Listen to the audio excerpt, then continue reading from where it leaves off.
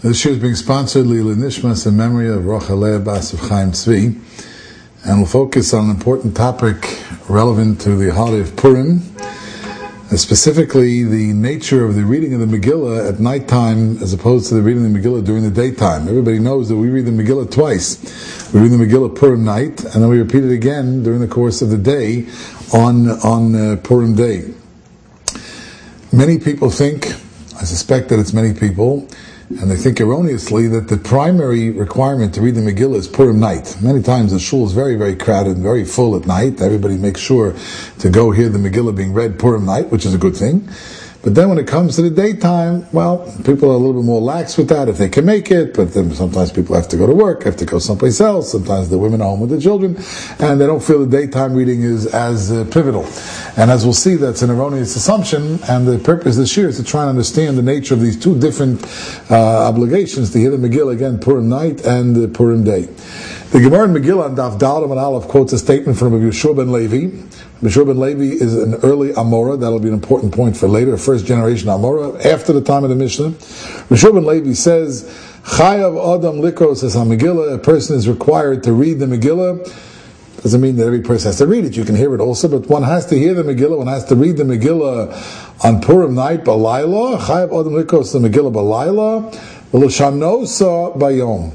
And then you have to repeat it during the course of the day. That's Rabbi Yeshua ben Levi's presentation. The person is required to read the Megillah at night, and to repeat it a second time during the day. That's what we assume that the word Lishanosa has as its shorish, as its root, the word Sheni, second, or like sometimes we refer to Chumash Dvarim, which is the book of Deuteronomy, which it repeats many of the information was already presented in the earlier parts of the Chumash. We refer to it as Mishnah Torah, the second presentation of the Torah. That's why in English, from the Greek, it's Deuteronomy. So here too, the word L'shanosa means to say it a second time. You have to say the Megillah, read the Megillah once at night, and if to repeat it, you have to say it over a second time during the course of the day.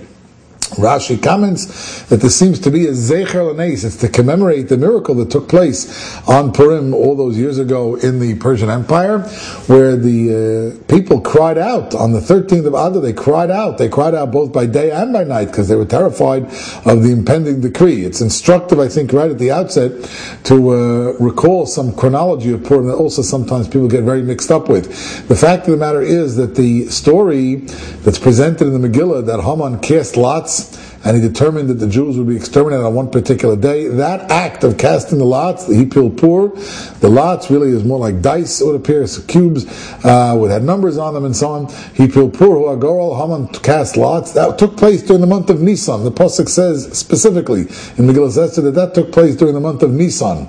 It just so happened that the lots landed on the month of Adar, the 12th month. So part of the miracle was that Hashem made it as far away as possible from the day to give the most time possible. And here was the month of Nisan, and it could have been any month that Haman's lots landed up on. They landed up on the month of Adar, which is almost a full year later.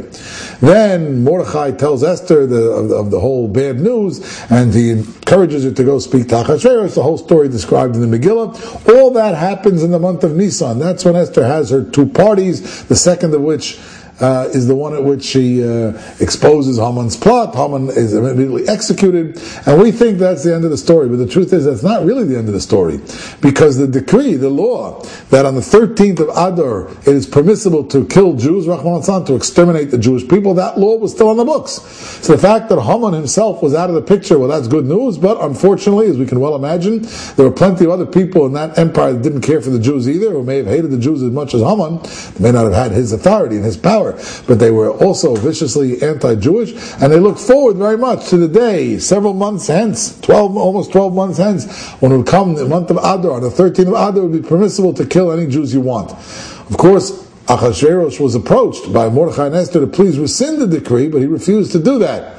That's because kings in those days considered themselves to be infallible. So he couldn't, he said a decree should pass by the king. Ein lo hashiv, we can't recall it. What we can do is we can make it legal for the Jews to obtain weapons and to fight back, and for people to support the Jews, and that's of course is what happened.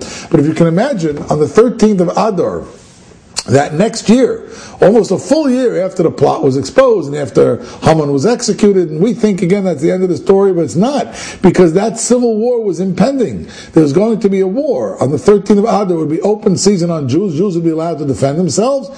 So it's true that there was better news in the sense that the Jews had many supporters, but still, in any war situation, people are killed. I mean, lives are lost. So many Jews were rightfully very nervous about that impending day. So Rashi implies here in the Gemara and Daf Tal that the Jews screamed out, they cried, and it said they cried day and night, and therefore we read the Megillah both by day and by night. That's the statement of Rabbi Levi. In fact, Rabbi Levi quotes as a source. How does he know this? Where does he get this from?